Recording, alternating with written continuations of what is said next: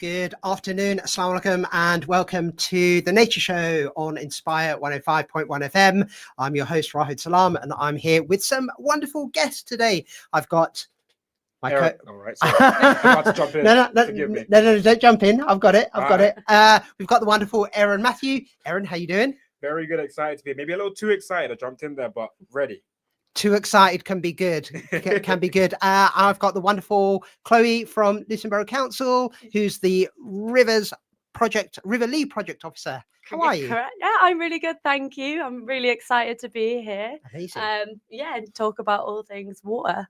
Talking all things water, and we've got Noreen, who is working on a Wardown Park river restoration project as well. Yeah. How are you? I'm well, thank you. Salam alaikum. Walaikum salam. Yeah, it's really amazing to hear that this show has actually started. It's something we've spoken about for a while, so it's nice to actually hear it's up and running and to be invited.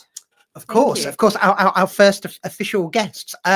So welcome to the Nature Show. So the Nature Show is all about engaging with nature that is all around us from a faith perspective, from a cultural perspective, but also from the perspective of what is nature and why do we even care.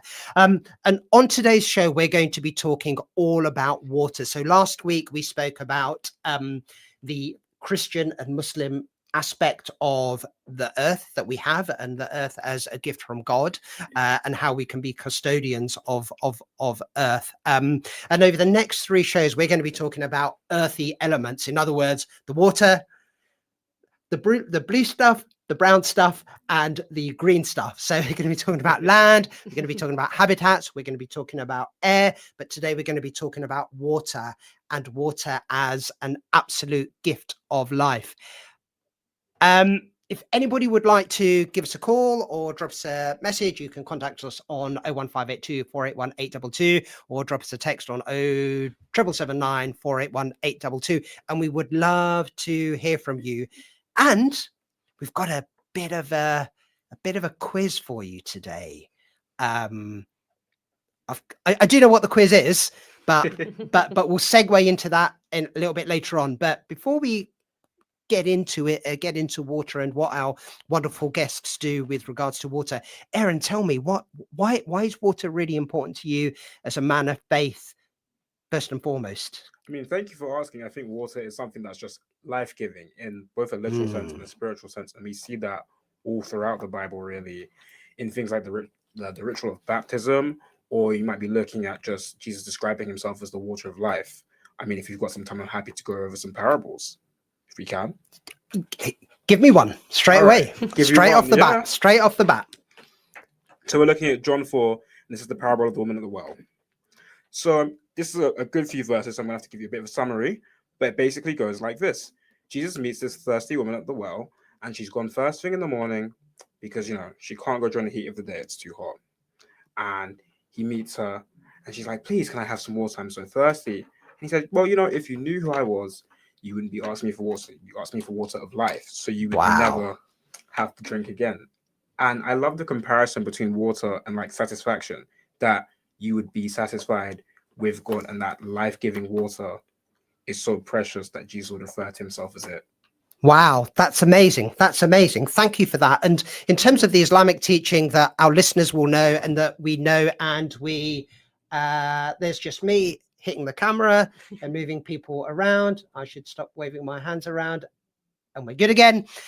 So in the Quran, water is the central theme of water is that it represents life and the purification and the mercy of God's will. Because like you've said, without water, you wouldn't be able to satisfy yourself. You won't be able to quench your thirst. You won't be able to wash. You would have no vegetation. You would have no habitat. So actually, even the gift of water is a gift of mercy of life. I think perhaps we don't always think about that. We've got a river we've got some water that runs all the way through Luton, which is the wonderful River Lea. And Chloe and Noreen, you both work quite closely with the river and how the river and your river restoration project work. So Chloe, tell us first of all about your project and what the purpose of your role is and how you're trying to connect with people in and around Luton. Yeah, so first of all, thank you for asking.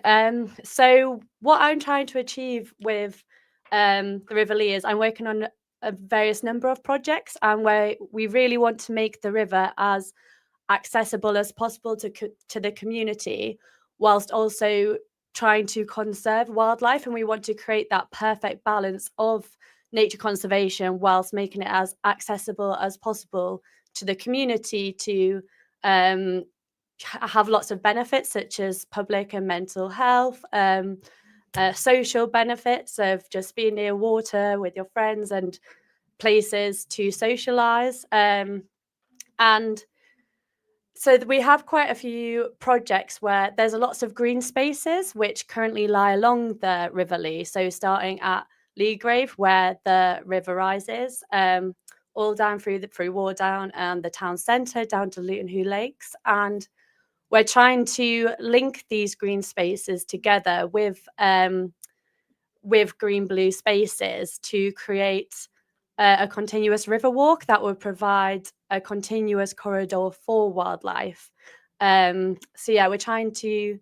There's quite a lot of different projects going on at the moment which we're trying to do that, as well as signposting, because a lot of the walks along the rivers, people aren't actually aware that you can walk them because they're not on the definitive map. So yeah, we're just trying to increase the awareness of these spaces. Absolutely. And that sounds like a really great thing to do, because we all do know that the River Lea is the river that runs through Luton. But actually, what we don't know is that Luton actually exists because of the river. And if there was no river, people would never have come to Luton. They would never have come to this part of the world, I guess. And the significance of the river is that, as you quite said, the source of the River Lea is up at Marsh House, and it is called Five Springs because when the water came out of the ground, it came out as five springs. So we know that there are biblical and Quranic references to water coming down from the sky and water coming up from the ground. And indeed, not trying to give it a biblical or a Quranic reference, but giving it a reference that this is why the River Lea is here. That in itself is really important. And if we think a little bit about the industry that there has been in Luton, whether we think about Khan manufacturing or whether we talk about the hat industry, these industries would have required water for manufacturing purposes. And so actually, if we think about civilization anywhere in the world, but if we think about civilization in Luton, what a funny phrase, think about civilization in Luton. If we think about people and the towns or the cities in and around our wonderful country, particularly in and around the coastal areas, although we're not in the coastal area, it's the water that gives life to the town, and that's why people come. So that's amazing that you're doing that project. So tell me, you mentioned a little bit about blue-green spaces, and you spoke a little bit how it comes through. And one of the places that the River Lea does come through is the amazing, fantastic Wardown Park, the best park slap bang in the middle of Luton. Noreen, tell us a little bit about the river restoration project that you work on. Okay, so it's for the lake itself. So Wardown Park and the lake that sits within it is a man-made lake, and the river was slightly diverted to go through the lake itself, and we have what it is at the moment. But unfortunately, it hasn't had enough looking after. So the project, we've managed to gain some funding, and we just want to bring it back to its former glory. And again, we're trying to get the local residents involved to ask about their memories, photos of what they have in terms of connection, or what the lake and river means to them. So that's the gist of the project at the moment. If you have got any memories or stories about you in the lake, maybe when you were boating, maybe when you were skimming a stone, maybe when you were feeding the ducks peas, because we all know you're not supposed to feed the ducks bread. That's right. Don't do that. They need something organic and natural. Peas, carrots, corn, whatever. drop us a call on 01582481822 or give me a text message on 07779 481 You know the numbers by now. You can give me a call or a text message.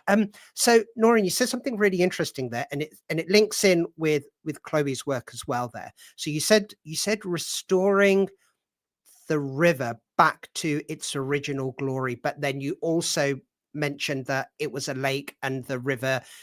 So does the River Lea go directly into the lake at Wardown Park? It does, yes.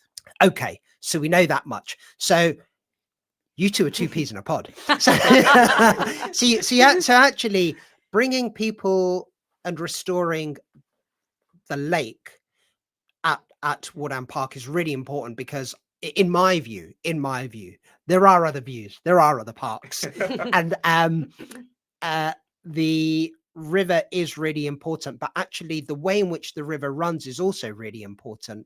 Yeah. So talk to me a little bit about that. Either of you, both of you. Yes, so I guess like over time we have straightened the rivers, but back in the day, naturally the River Lea and other rivers would have meanders, which mean that they bend, and because of this Are these natural bends? Yes, these are natural Okay. bends, and they contribute to the river's flow by helping to slow it down. And because of the straightening of the river over time, when the River Lea does have flow, it flows quite quickly and causes downstream flooding. So a part of restoring a river back to its natural self has to include restoring these natural bends in the rivers. How are you going to do that? Good question. I'm We're working on it. You're working on it. Okay. I know you've got a policy document, which is something that you're working on. And so actually, well, let me think about a slightly different question. Is number one, with something like the River Lea, and if you restore the bends, or the meanders, as you said, as it meanders, what will that do for the River Lea, and how will that contribute to the life of people who live in Luton?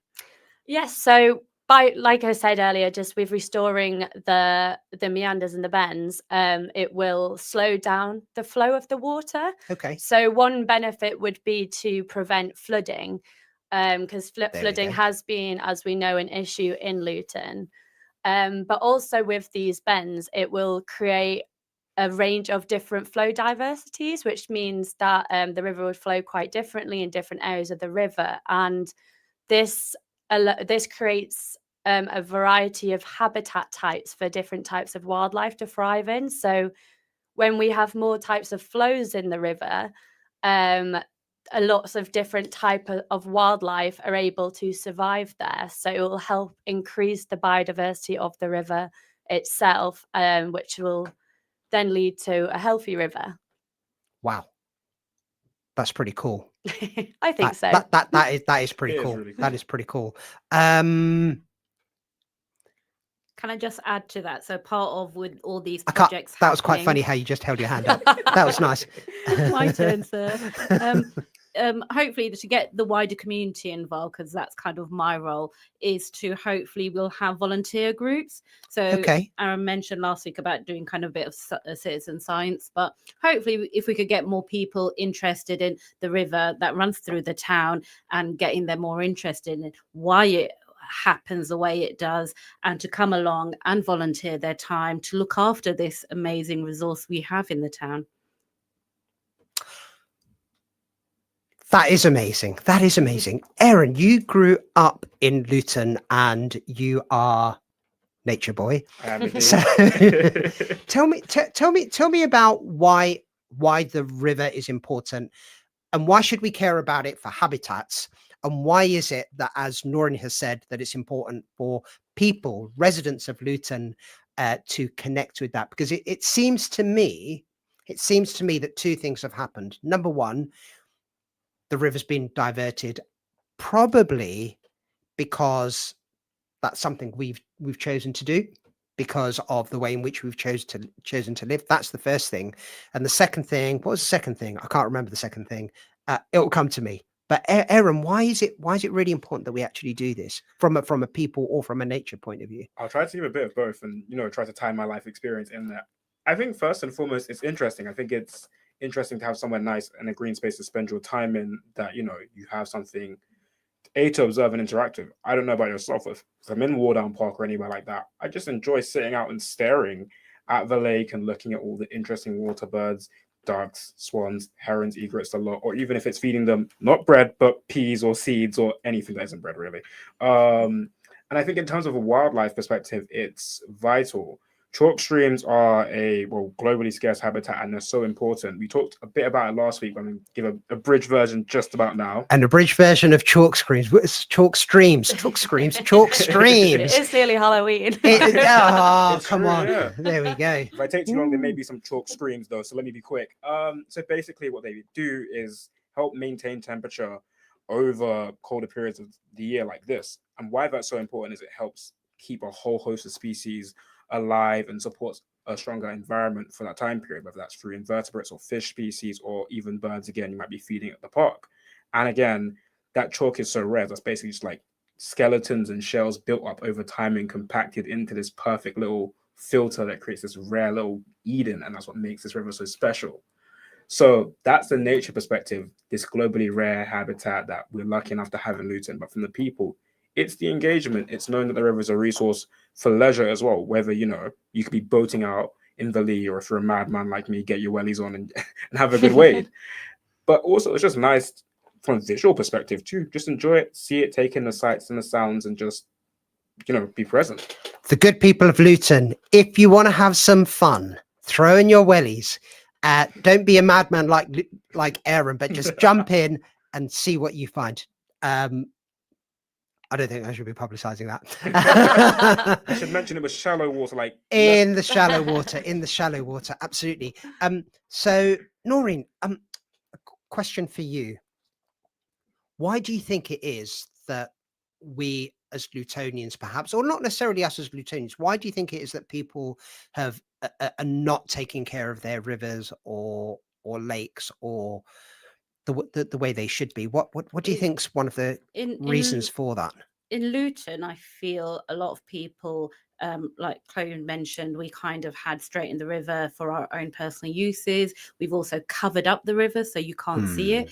I've spoken to children in primary school, didn't know that we have a river in Luton because they've never been to it, they've never visited it, they can't see it. So I think in terms of getting people to be aware that, one, we have a river, and secondly, why it's important. And I think a lot of people kind of grow up with just be able to turn on a tap and water flows out and as much water as you want.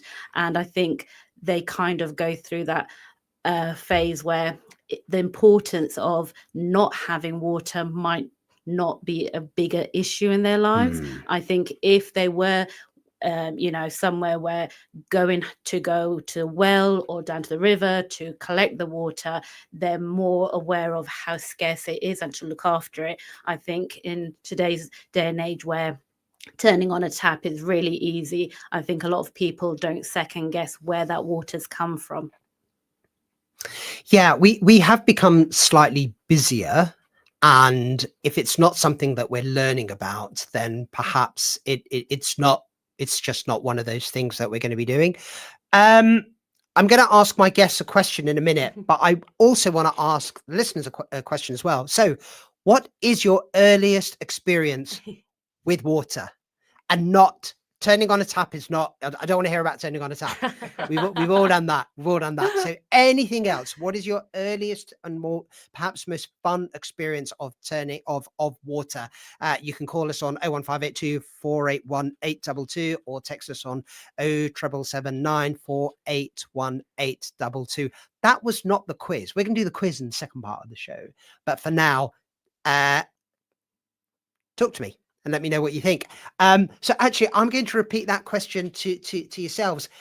Aaron, start off with you. Fun fact, one of the earliest fun facts that you've got regarding, give us a water story. A water story. I mean, I can't think, I'm trying to think of some that are, a bit more nature based than they are going to a swimming pool and attempting to swim. So I would probably say So swimming is your earliest experience. attempting to swim. I Attempting can't be to clear swim. enough about that.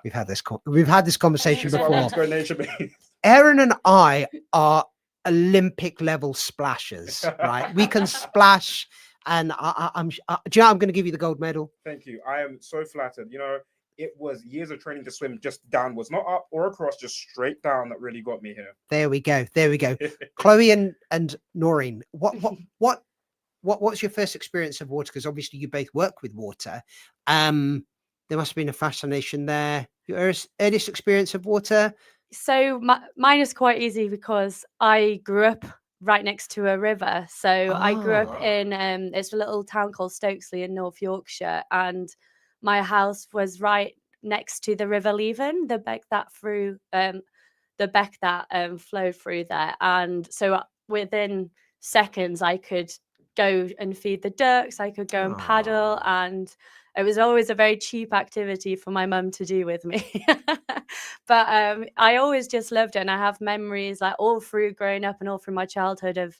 Because my mum owned a pub which was on the other side of the river, so I used to spend a lot of time there running through the shallow parts of the river with my friends. So I'll highlight shallow, and I almost find it quite sad now because when I would go back to my hometown, I do not see as many children playing as there used to be when I was growing up, and I think that's a lot to do with with people not being happy with their local rivers, and it is a big call that we need to do something about it. Well, you two are doing something about it, which is amazing. Noreen, fun fact about you and water. Oh, I think my first memory of water might have been at Welwyn Garden City. I've always been into nature from a young age, and I remember playing in the little river that feeds into the park at Welwyn Garden City and falling over and cutting my knee open, and I still have the scar. But even though it might not have been quite nice falling over and hurting myself, I still remember it as a nice time, you know, being able to spend time outside in nature. And water, as a young child, every child loves to play with water. And I, you know, the fun fact would be, even now, I've always done a lot of swimming, and a little while back, I did my lifeguard training, and that's how we actually spoke about this last time. We invited you to the show, and I'm like, I need to go swimming, and you're like, wow, you go swimming. So I thought me being a lifeguard was common knowledge, and through that, I've also done my swim teaching and swim assistant teaching courses as well. So that's how much I like water. Look at it, folks. Water everywhere. Amazing. That's a lot. I'm just going to answer my own question, if I can. My earliest memories of water was a combination of seeing, just like you, seeing the ducks in the lake in Broomfield Park in North London, and the second one was going to the sea, going to the beach. So when we were younger, we used to go to, I'm pretty sure it was Clacton-on-Sea. So yeah. There's some pictures of me looking really gangly and awkward. There's an awkward 9-year-old or 10-year-old or something. Yeah, I was very gangly. Let's move on from that. So just wanted to take a step back to where we started off and think about water and the significance of water, because there is such significance to water and the way in which it is a gift to us. And I think the thing that is important to me, and maybe to our listeners as well, is that, you know, the Quran and the Bible and you know, the Abrahamic faith religions, they do state that that all things were created from water, and so it's an absolute crucial sustenance for life. And it's something that, unless we are, and so for example, you know, we had the adhan for Asr prayer a while ago. We've got the azan for Maghrib prayer coming up in about 25-30 minutes. You can't pray unless you're in a state of purification. And the Prophet Muhammad, peace be upon him, used to have a unit of water, and he wouldn't use any more and he wouldn't use any less. in order to signify the fact that, number one, the water is there as a source of purification. But the second thing is that you've got to use the right amount of water. So you cannot actually go before God unless you are purified. And that purification comes from your wudu that we all know. And I wonder whether or not that is something that we are taking forward in our lives. Now, I'm not telling anyone to go and perform wudu in the River Lea or in Wardown Park, but it is highly significant that perhaps what we could be doing is thinking about water and the benefits of water and the way in which we use water moving forward. If anybody would like to contact me, to get in contact with us and the show regarding your thoughts about nature, your thoughts specifically about water, please do get in touch on 01582 481 822 or 07779 481 822. It's week 2 and I've memorized the numbers. I've won. Give me the t-shirt. Give me the Nature Show t-shirt. We'll be back after a short break.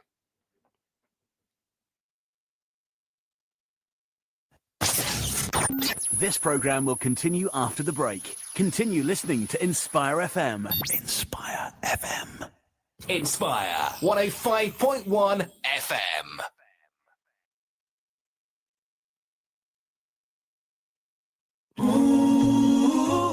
Hi, my name is Fatima. I'm from Project Ribcage. You can find us on YouTube, Instagram, Twitter. It's all under Project Ribcage. We also have a website, projectribcage.com. Our message for today is, if not you, then who? Please listen to Inspire FM at 105.1.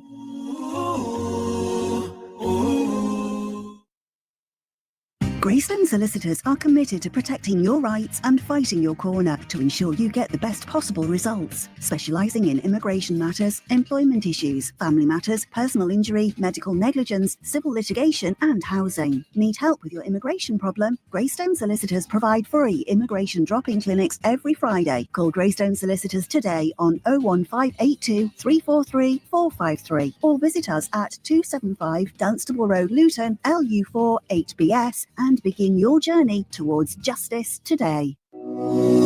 वेस्टबोर्न pharmacy हफ्ते के 7 दिन सुबह 9 बजे से लेकर रात 9 बजे तक खुली रहती है। हमारी सर्विसेज में शामिल हैं travel vaccinations, stop smoking, diabetes check, बच्चों की ग़िज़ा और बहुत कुछ। लुटन और डंस्टेबल में फ्री प्रिस्क्रिप्शन, पिकअप और डिलीवरी सर्विसेज भी की जाती है। इसके अलावा आप मेडिसिन के इस्तेमाल के लिए फ्री मशवरा भी ले सकते हैं। वेस्टबोर्न pharmacy 198 B Dunstable Road, Luton, corner of Westbourne Road. Telephone 01582 419 432. Bismillahirrahmanirrahim. It saddens me when I see brothers and sisters being gangster wannabes, not praying like they should, hanging on the street corners in the hood, fighting over gang turf like something out of Smurfs, hanging out like thugs, drinking alcohol and taking drugs, trying to be like 50 cents, but on the last day he ain't going to be worth 50 pence. Even when it's Ramadan, they don't give two about Islam. They'd rather live their twisted ideologies, but on the last day, they won't be time for apologies. They're trying to be the next best thing. But listen carefully to my linguistic sting. Islam ain't just for Fridays. If you think that, prepare to be set ablaze. So keep hold of your Islam and follow the Islamic clan. The reward in the hereafter is going to be greater. So keep Islam, because we're all going to die sooner or later. Don't kid yourself into thinking you're still young. Indeed, this is Shaitan's tongue. Take heed of the Quran and Sunnah, and Islam will take you to Jannah. Now sadly I must end, but contemplate the words I spoke, my friend. Are you ready to embark on a journey of purpose and impact? The East of England Ambulance Service is recruiting now. Are you seeking training and a new career, or looking for a challenge in development? Start your career for life with East. Apply now for roles in frontline emergency operations, control rooms, support services and non-emergency transport. Visit www.eastamb.nhs.uk and click Join the Team. Make a real difference. Join the East of England Ambulance Service and start your career for life. Oh, Hilary, I was going to use newspaper display advertising. But it costs £10 per inch. And that's too expensive? Oh, indeed it is. I want to sell a 10-foot ladder. Oh, Roger, invest in an ear-catching advertising campaign on this radio station instead. It's a great way to tell people about your products and service. For details, click on inspirefm.org, then advertise.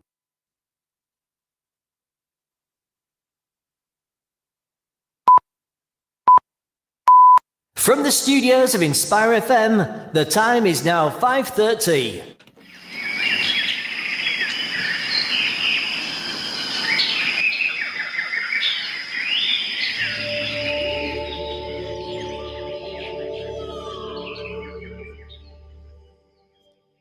Hello, assalamu alaikum, and welcome back to the Nature Show with me, your host Raheed Salam, and the wonderful Aaron Matthew, and my guests, Chloe and Noreen. Lovely that everybody is here. So I've got a bit of a question for you because you're all bursting to speak to me today on 07779 481 822.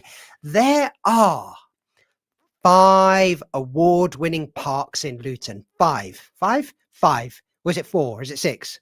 There's 5 or 6 award-winning parks in Luton. They are known as the Green Flag Parks.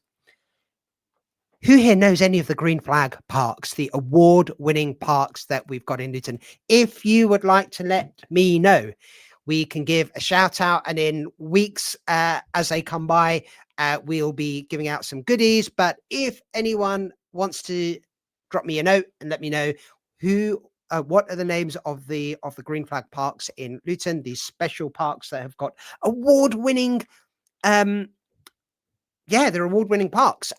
Drop me a note on 07771 481 822, or you can call me on 01582 481 822, and somebody will put you through. I think that's how it works. My producer Waj, the wonderful Waj, is my producer, and he will let you know, or the big boss in the chair. Awesome. Shout out to the wonderful Inspire F team who make all this stuff happen. So we are talking about nature, and we are talking about water today. And yeah. What am I doing?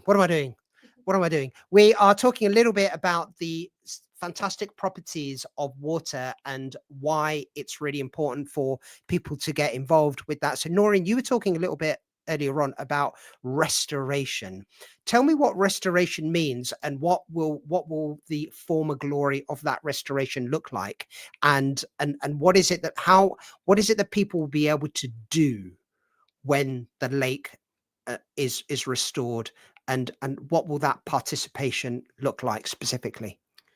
So at the moment, it's a lot of just speaking to the local community and doing a lot of survey work. So there's no actual work starting for a little while at the moment. Why do people need to do survey work? What does survey work look like? So it's testing the water, testing the soil, testing the concrete, looking at the habitat, seeing what wildlife is there, looking at the trees, the health of the trees. So assessing everything before we start any work. So it's like a baseline before the work starts. That's amazing. So testing the water, for the water quality? What is good water quality at Wardown Park? Because I'm sure people who are like me, in Wardown Park, riding your bike or doing whatever, I've never thought about the water quality in Wardown Park. Explain. Yeah, so as the river comes into the lake, you've got road runoff. As the river winds through the town, it's coming through people's back gardens, allotments. So in the past, the tests have shown heavy metals in the water, so things like that. So when we do take things out of the lake, they're classed as hazardous, so they've got to be treated as hazardous waste. I hate to say this, but is part of that hazard stuff that people throw in the river? Not always. Sometimes it can be things from, long ago, things like paint, a lot used to have lead in them. So things like that, and exhaust fumes, old tires, things that were laid in the road, materials they use. So a lot of them are external environmental chemicals that are leaching out. And I know this might sound a bit of a silly question, but I'm not sure what the answer is. But if you have got polluted, contaminated water, what are the net negative effects of that? So mainly the wildlife, the things that need the water to survive. So we do have small fish populations, insects, the birds. So there's a lot of wildfowls that live in Wardown Park and rely on that water. So if the water is toxic, it will affect them. But we do know it's not as bad as a lot of people think. It could be better though. Okay. So Chloe, earlier on, you were mentioning the flow of the river. Is the Yes. health of the river linked to sort of the way, how clean the river is, for example? Yes, definitely. So we're going back to it being a chalk stream. It has the natural chalk bed. Just tell, Yeah. go on, explain what a chalk stream is. Um, Because River Lea is a chalk stream. Yeah, so it rises, like you're saying about the 5 springs of the main chalk surf. A lot of the water comes from groundwater, and it's pumped through the chalk aquifers. I don't know if you can explain that better than me in a less technical way. Job, don't worry. But yeah, so that means that the natural material of the bed of the river is chalk. So, and it tends to have a mixture of chalk and silt. And with these different materials of the bed, that creates different flows. So, for example, some sections of the river will be in pools. So this is kind of like sections which is still water, and then other sections will be riffles. So it's kind of where the water moves up and down, and different types of wildlife, like insects and stuff, can live in these different types of flows. And gravel is really important for fish spawning. So when the rivers are silted up and that buries the natural chalk bed, fish find it very difficult to spawn in the rivers, and that leads to a decline in fish populations. That's absolutely fascinating to understand that the health of the river will is affected by the composition of the riverbed, is affected by the flow of the river, what is inside the river, the temperature of the river. That's really fascinating. And actually, to be honest, if we think about the way in which we live as humans, we're affected by all this stuff. We're affected by the pollen in the air. We're affected by the amount of rainwater. We're affected by the temperature. So actually, in terms of the habitat and the health of the river, that is really, really important. So yeah, I'd not thought about that in so much depth, but I'm really pleased that we've got 3 fantastic, a co-host and 2 fantastic guests that are telling us all about this. Aaron, tell us a little bit about the habitats that you see in some of the work you do at Wildlife Trust. Sure. I mean, like we talked about, the chalk stream itself is a habitat, that riverbed and that bank. That soft chalk in the soil even makes it easier for different species to burrow in. That could be crayfish or our iconic British water voles, like Ratty from The Wind in the Willows. People, does anybody out there remember Wind in the Willows? I think some of our older listeners might remember Wind in the Willows. The younger ones will remember. I don't know what they were remembering. Well, we're not going to go there. But yeah, Wind in the Willows was a water vole. Right. And I just think that's such cool. A rat-like creature that swims. But much cuter. Much cuter. Oh, yeah. They're like little mini there we go. beavers almost. And of course, because he looks like a rat, he was called Ratty. That's Ratty. right, yeah. Ratty. Yeah. There we go. There we go. Does anybody out there remember Wind in the Willows? 07779 481 822. I'm working hard for it, people. 07779 481 822. If there are any brothers and sisters, uncles and aunties, grandpas and grandmothers, or really cool young people who remember what Wind in the Willows might be once again. 07779 481 822. Carry on. But yeah, that bank and that soft chalk, especially when it's been wet, it's very easy for different species to burrow into, or even that water flooding in grasslands creates a whole different environment. Having that wet grass can change the game for. We're talking about wading birds. So not like ducks that will sit and swim. We're talking about wading birds. What's a wading bird? So instead of actually swimming, they'll have their legs in the water getting wet, almost like me, my wellies. And they're looking for different kind of insects and things that you'd find in that. Is that a little bit like a flamingo? Is a flamingo a wading bird? That's exactly right. We are learning so much. And This is Science 101. Wow. Now, we're not lucky enough to have any flamingos, but here in Luton, across the country. Hat Gardens. Hat Gardens. There we go. I'm so pleased. Noreen. Absolutely. Who remembers the flamingos at the back of the mall? Yeah. There we go. That were fantastically, I think, recreated by some artists locally, etc., which is absolutely fantastic. wading birds. I'm getting too excited, Yeah. people. Herons and egrets, herons being our largest flying bird here in the UK, and egrets being a pretty new resident in being these beautiful, almost tropical looking white birds that you'll see all around the country now, especially even in town at Wardown Park. I can say I've seen a few, and they're just so pretty looking. You think, wow, I'm on holiday, and then you realize, no, I'm not in the middle of Luton. There's so much to see. Yeah, I confirm there is a heron and an egret that are always on the lake. So if you are close to Wardown, or even if you're not, take a trip down on the weekend. And the egrets are quite smaller, white-looking birds, and they just sit there. And the herons are very large, a nice grey shade.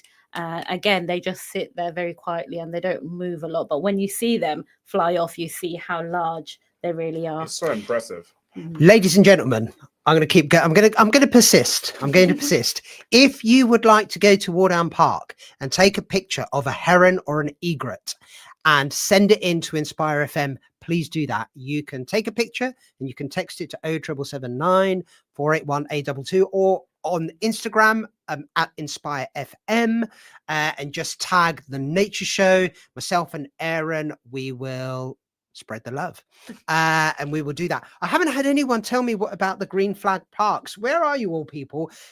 There are 5 or 6 green flag parks in Luton, which are specific award-winning parks. Somebody will come down and check how amazing the parks are. Just to give you a tip, one of the parks has already been mentioned today. So there's 6 award-winning parks. Drop me a message on 07779 481 822. This is absolutely fascinating. And I just want to take it back to the way in which we think about water. We need water to wash. We need water to make ablution, to purify ourselves before we pray. We need water to cook and to clean and to go through all of our industrial processes. But I think perhaps we've not I'm going to hazard a guess here that we don't think about water in the way in which it helps to form habitats and the way in which it helps to nurture the towns and cities in which we grow. What are your thoughts on that, Chloe? Do you think that's something that is slightly lower down the pecking order? I would say that I don't often hear, when I have conversations with the community, I don't often hear that be a topic. And I think it's quite an important one because a lot of people do notice that there often isn't water in the River Lea in Luton, with it being a chalk stream. And I think it would be a good topic to talk about more. Yeah, absolutely. Noreen, why is it, do you think, perhaps, and I'm just surmising here, why do you think it is perhaps that our community in Luton has not been as connected, for example, with the River Lea or with, the Wardown Restoration Project, for example? What's been your experience so far when you've been in Wardown Park and the level of engagement that people have with the lake? The disconnect seems to be, it's dirty water. But if you go to Five Springs and upstream, chalk streams are very clear, very clean. And that disconnect is even in our houses, like in our gardens, where we want to make space for nature, having ponds or small buckets, where birds could have water to drink, or, for frogs. A lot of that seems to have just disappeared over time. And I do understand with young children there's a safety aspect, but less and less people are putting water out in their gardens for wildlife. I think perhaps it is symptomatic of the fact that we do have quite busy lives. I think that is one thing. When I was growing up, and I can put my hand up, although I don't need to, I'm definitely the oldest person in the room. That happens quite a lot nowadays, people. Come on. I need to, let's not talk about it. It's a sensitive subject.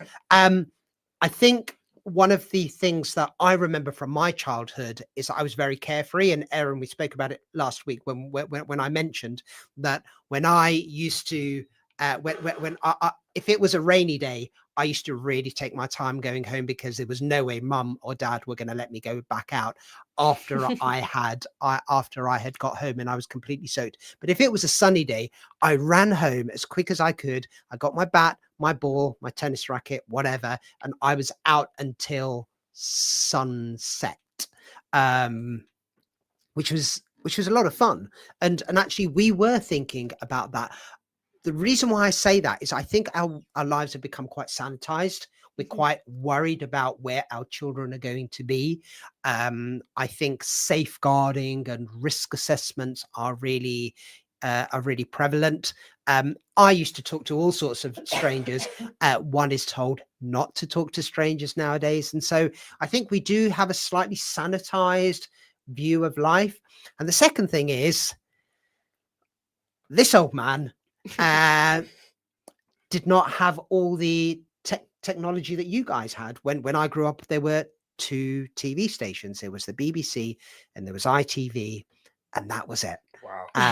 And yeah, there was no streaming. There was no 4 channels, 16 channels, however many channels, and we didn't have the devices that we have nowadays. So I think life was a little bit simpler. You had to entertain yourself. I did have to entertain myself, yeah, and I was very good at it indeed. Yeah, we spent a lot of time out, so maybe there's a little bit of that. Noreen, how do you concur with that? Yeah, and I think it is more very much adults compared to children. Hmm. Don't like going out in the rain, don't like getting muddy, don't like getting wet, and especially in Luton when it does rain. The impact on traffic, everyone jumps into their car, and it would be nice for people to actually continue walking, putting on a pair of Wellingtons, umbrella, waterproof jacket, and you'll get around Luton much quicker than having to be stuck in traffic, especially when it's raining. And I work with children, and children absolutely love it. Giving a pair of wellies and splashing in puddles, it's their ultimate joy. But as adults and a lot of parents don't like when their children get messy or dirty. But research has showed it's actually really good for children in their brain development, connectivity, and all the skills that they develop when they're young children. And I think we should embrace those parts of nature and getting out, not just when it's nice and warm and sunny, but also when it is raining. And this time of year is a brilliant time because the colors of nature are changing. So to go for a walk and enjoy that, it is slightly chilly, but put on a hat and a scarf, some gloves, and once you start walking, you warm up, and it can be quite a nice time to spend outside. Alhamdulillah, and that is why I've got the wonderful Noreen in the studio to tell us all about that. It's really interesting what you said there in terms of the changes of the seasons. The changes of the seasons are very water dependent as well.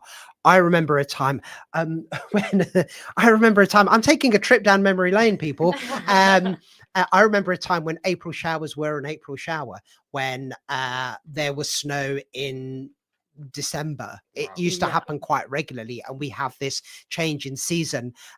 So there was a bit of a false autumn which happened in July, because it was back into July, early August, when the leaves started to shed from the trees, because the trees are very clever, and the trees needed to retain certain amount of water, so they managed to shed their leaves because we'd had a very long and dry summer. I think that is the reason why. If there are any tree experts out there that want to tell me different, then you're very welcome to 07779 481 822 or 01582 481 822. I've got lots of friends in this space. If anybody wants to call me or text me or let me know, then please do. And so we had a false autumn because the trees did that. So it just goes to show that even nature itself will conserve water and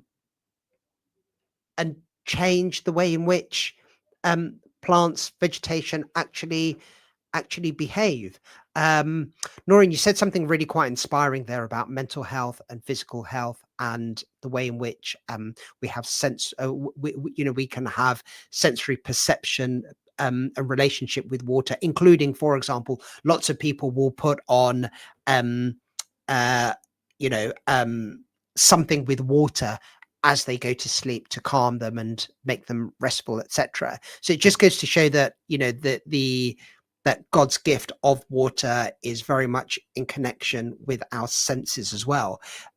Aaron, any thoughts on the sort of spiritual or the health or the health aspects of nature, and how perhaps younger people like yourself can maybe benefit from that? I know you benefit already, but tell me something. I mean, definitely. I quite like the reference you made to rain sounds, but that's something I know people do a lot before bed, any kind of rain sounds or ASMR, but I don't think we often think about, like, you know, opening our window on a day like Monday where it was lashing it down and finding that relaxing. I was outside, so I don't know how relaxing it was, but it was good fun. You were working hard. Yeah, I was. I was compensating. But I think definitely it's a well-being aspect, and I think we look at engaging with water quite differently depending on where we're doing it. You know, last week you mentioned going to the beach. That's engaging with water and being out in nature. That's something, irrespective of age, we all flock to, and there's that regenerative aspect of it and that relaxation element. I think the disconnect comes when we look at like Luton or the River Lea. We think, wow, we can't even enter that water. Whereas up at Barton Springs just a few weeks ago. Absolutely, Barton Springs, yeah. Yeah. It was lovely. I got to be, you know, in the water and see it come out from the hill, and it was clear as could be. And I thought I could wade and splash in this, and I had all these, you know, whimsical ideas about what I could do in the water suddenly, because, you know, that it was there, it was clear, and it was apparent. It was for all of us. And it's fascinating, isn't it, that sometimes when we think about going on holiday, we think about sun-kissed beaches and blue and blue water, and we think about swimming in it, whether it's a lagoon or whether we think about being under a waterfall, or whether we think about fishing, going up to Scotland or going to the Highlands or going to the Lake District, etc. So we've got a bit of a funny connection with water, and maybe, I don't want to say good water or bad water, but water we want to connect with and water we don't want to connect with. Chloe. Yeah, so I was just on the back of that, of the mental health benefits that it brings. Please do. On the weekend, it was actually quite cold, but I really wanted to go swimming in some water, so I went to some local ponds near me. I didn't even make it past my shoulders into the water. I got down the ladder straight back up, and I tried again 2 more times. It was so cold, but even though I was only in there for maybe 1 minute maximum, I felt absolutely amazing after it. And even that, and it just shows how even just like a few 30 seconds or a minute of just like being in water or being around water can make you feel so good, a clear mind. It kind of resets your body temperature. It's that feeling as well when it rains and it's raining on you, and it just feels very refreshing. So I think rain gets a really bad rep, and like cold water gets a bad rep, and it can do so much for just your peace of mind. And Absolutely. Well, we know that professional sports people, they'll use an ice bath to rebalance and recalibrate themselves. But you're quite right, Chloe, that actually just that little bit of freshness from water is good for you. I'm going to go around the room and ask a quick question. Heat or water? Ooh, I'm going to say water overall.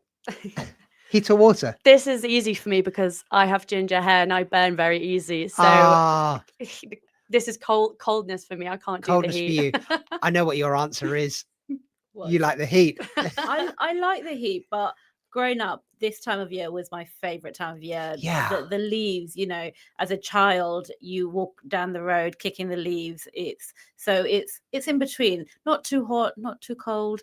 But again, I love the snow as well. There we go. Yeah, I love every season. You'll have everything. You're just a nature girl. Fantastic. Well, I'm going to answer my own question. I'm a spring or an autumn boy. I like a little bit of rain. Anybody who knows me, I'm a bit of a bike boy as well. So we're coming to the end of the show. So just want to ask everybody, are there any events or anything people can get involved with over the next however long period of time? Is there any? Yes. So I guess what's going on is, if anybody has heard of Groundwork East, they do a Great Rivers Champions project at the moment, and it's to train local people up in citizen science. So this is a range of different techniques that the community can get involved in with surveying the river. So stuff like water quality monitoring, more surveying. So that's how to survey the river for its habitats, and also river fly survey. So it's learning how to survey insects in the river, which indicate how healthy the river is. So yeah, they're doing some great work on that. Amazing, amazing. Noreen, 10 seconds. What's going on? So if you want to get out and do some helpful stuff for conservation, every Monday we have conservation groups, and on Wednesdays, if you would like to just stay in the park, Wardown Park does a volunteer gardening session. So if you want to have some fresh air, meet some volunteers and join us for a cup of tea, come along. And that's with the wonderful Sam Willis and the who's parks officer here in Luton.